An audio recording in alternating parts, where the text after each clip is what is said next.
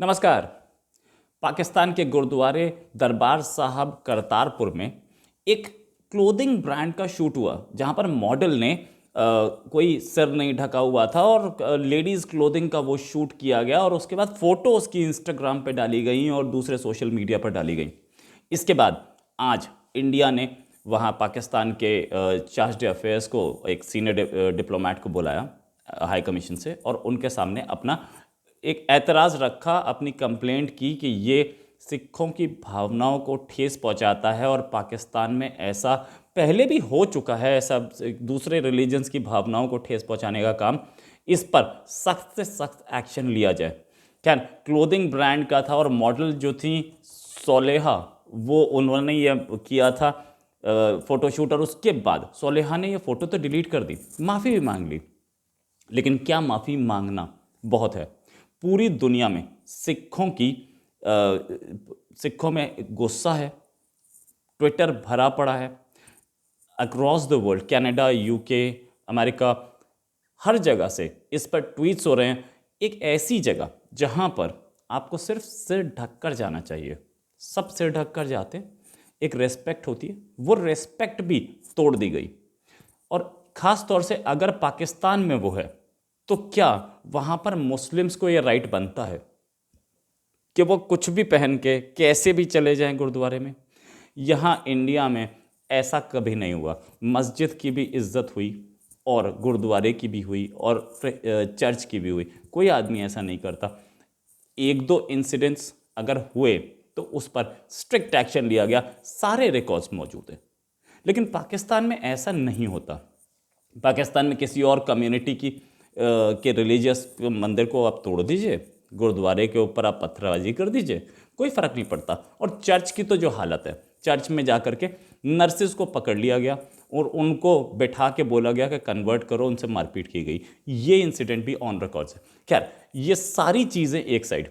हुआ क्या था? हुआ ये था कि ये मॉडल जो है, इसने जाकर वहाँ फ़ोटो शूट किया, वो उन कपड़ों में जो कपड़े बेचने थे, और वो कपड़े दिखाने के लिए उसने बिना सिर ढके ये फ़ोटोग्राफ्स शूट की और उनको इंस्टाग्राम पे पोस्ट किया गया, उनको इंटरनेट पे पोस्ट किया गया। सिख कम्युनिटी का ये कहना है कि हम लोग डीपली हर्ट हैं और ये कोई टिकटॉक शूट या पिकनिक स्पॉट नहीं है, ये हमारा धार्मिक जगह है और इस धार्मिक जगह पे आपको तमीज़ में रहना चाहिए। ये कोई एजेंसी, मॉडलिंग एजेंसी का दफ्तर नहीं है। ये कोई ऐसी जगह नहीं है जिसका कॉमर्शियल यूज़ किया जाए। आप कॉमर्शियल यूज़ कर रहे हैं तो इज्जत से करें। इनफैक्ट करतारपुर साहब जो है, वहाँ इंडियंस जाते हैं, सिक्योरिटी टाइट होती है, वहाँ कोई शूट वगैरह करने से पहले परमिशन ली जाती है। पाकिस्तान ने इसकी परमिशन दी होगी और परमिशन दी गई तो क्या पाकिस्तानियों को ये नहीं पता था कि ये किस चीज़ के लिए हो रहा है और कैसे हो रहा है, और हो भी रहा है? तो क्या पाकिस्तानी ऑफिशियल्स ने उनको ये नहीं बताया था कि सिर ढका होना चाहिए? आप नॉन सिख हैं, आपको बता देते हैं सिर सबका ढका होना चाहिए। बताया नहीं तो गुरुद्वारे में जाकर के क्यों उन्होंने गाइडलाइंस नहीं पढ़ी या उन्होंने किसी और से नहीं पूछा? ये सारी चीज़ें हुई। खैर, पता ये लगा है कि पूरी यूनिट के सिर नहीं ढके हुए थे।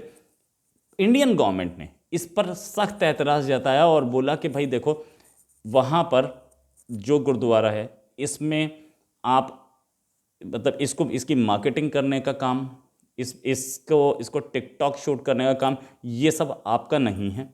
ये इस गुरुद्वारे को सेक्रेड प्लेस ही रहने दीजिए और इस पर ऐसा एक्शन लीजिए जैसा कि आपकी एक एक्ट्रेस सबा कमर ने, जिसने वहाँ मस्जिद में गाने, म्यूज़िकल वीडियो शूट किया था, उसके खिलाफ जैसा एक्शन लिया गया था। उस लेडी के खिलाफ पुलिस कंप्लेंट हुई थी। अब तक पुलिस कंप्लेंट भी नहीं हुई है जब तक लेकिन पाकिस्तान में ये बड़ा अच्छा है, अगर इस्लाम के खिलाफ कुछ हो तो आप हिंदुओं के घर जला दीजिए, क्रिश्चियंस के घर जला दीजिए, और अभी तो एक थाना ही जला दिया पूरा, है ना। लेकिन दूसरे रिलीजन के खिलाफ कुछ हो, कोई नहीं फ़र्क पड़ता। ये दुनिया को पता है। यूएस भी ऐसी रिपोर्ट दे चुका है और अभी इसी वीडियो में मैं आपको बताऊंगा कि यूके की रिपोर्ट क्या आई है। इनफैक्ट 2020 पिछले साल जनवरी में ननकाना साहब, जो कि गुरु नानक की जन्मस्थली है, वहाँ पर भी कुछ लोगों ने जाके पत्थरबाजी की। पत्थरबाजी के बाद उसका नाम चेंज कर दिया जगह का, गुलाम मुस्तफ़ा रख दिया।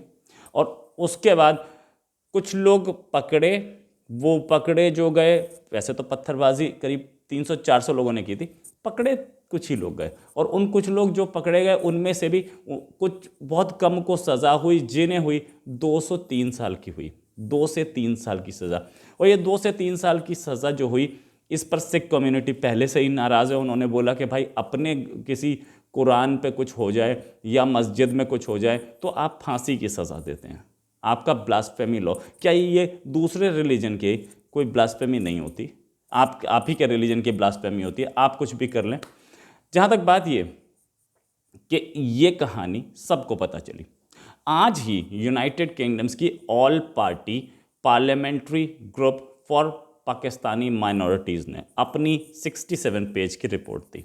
उस रिपोर्ट में क्या लिखा है? उसने रिपोर्ट में लिखा है कि वहाँ पर पाकिस्तान में माइनॉरिटीज़ के साथ रैम्पेंट क्राइम होता है, rampant crime, abduction, forceful conversion of minority girls.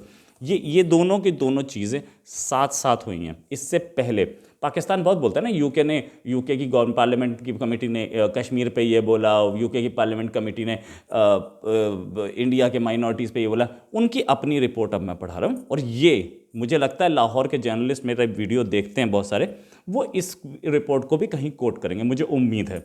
क्योंकि वो इस ऐसी रिपोर्ट्स शायद वो पढ़ते ना हो, लेकिन मेरा तो देख लेंगे ना, देख लेंगे तो रिपोर्ट को कोट कर लें, क्योंकि उनके अपने कंट्री में हो रहा है, उनके अपनी कंट्री की बेइज्जती हो रही है। उनके कंट्री के लिए किसी यूरोपियन कंट्री ने बोला, उस यूरोपियन कंट्री ने बोला है जिसको ये बार बार कोट करते हैं, यूरोपियन यूनियन अपने डिबेट्स में कोट करते हैं, मेरे सामने 10 बार कोट किया गया, अपने डिबेट्स में कोट करते हैं, तो कम से कम ये भी कर दें कि भैया माइनॉरिटीज़ पे ऐसा कुछ हो रहा है। यूके ने बोला भाई हमारी गवर्नमेंट तुम क्या कर रहे हो। खैर, I will come back to the point.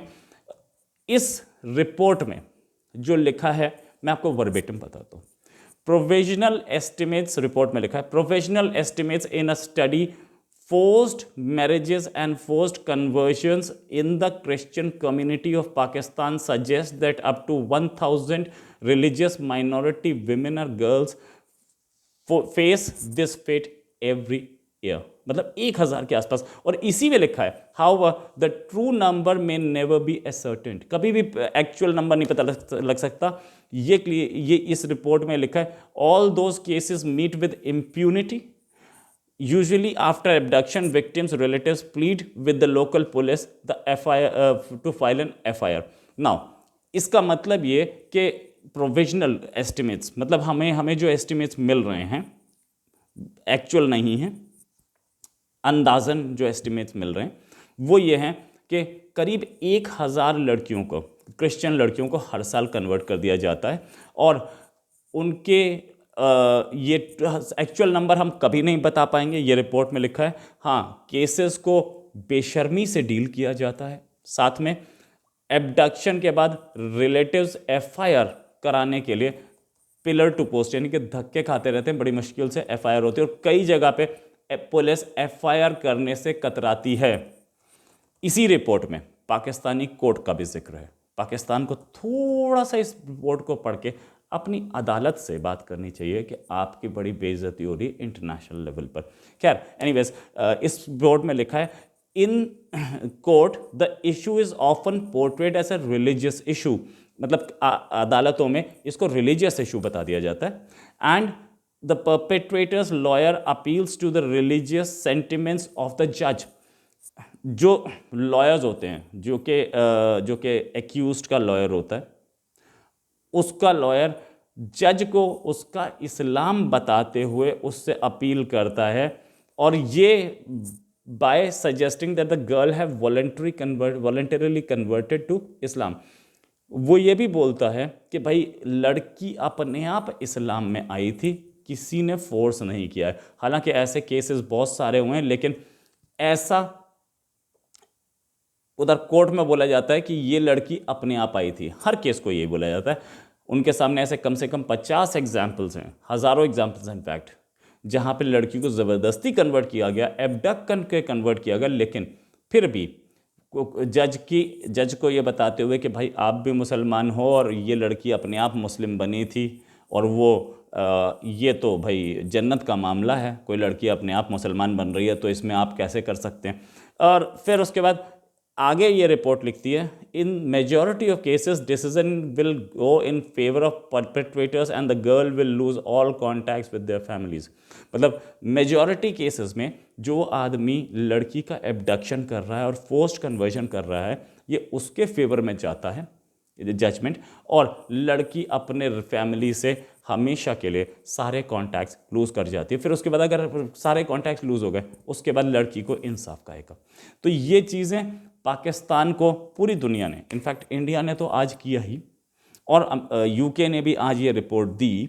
लेकिन ये चीज़ें पाकिस्तान को बहुत ज़्यादा समझने की ज़रूरत है कि रिलीजियस माइनॉरिटीज़ को कैसे रखा जाता है। रियासत मदीना का नाम हर बार लिया जाता है, लेकिन कुछ होता नहीं उस रियासत मदीना में। रियासत मदीना टाइप कुछ जगह दिखती नहीं।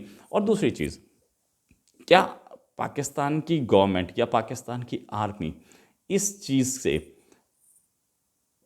चीज़ को एक्सेप्ट करेगी कि ऐसा काम हो रहा है? क्योंकि वो भी तो इस्लाम के चक्कर में ही फंसे हैं ना, वो भी तो इसी चक्कर में फंसे हैं कि इस्लाम बढ़ाया जाए। पहले ही माइनॉरिटीज़ इनकी जो आज़ादी के टाइम पे 16% के आसपास हुआ करती थी, वो आज 2% 3% पे आ चुकी है।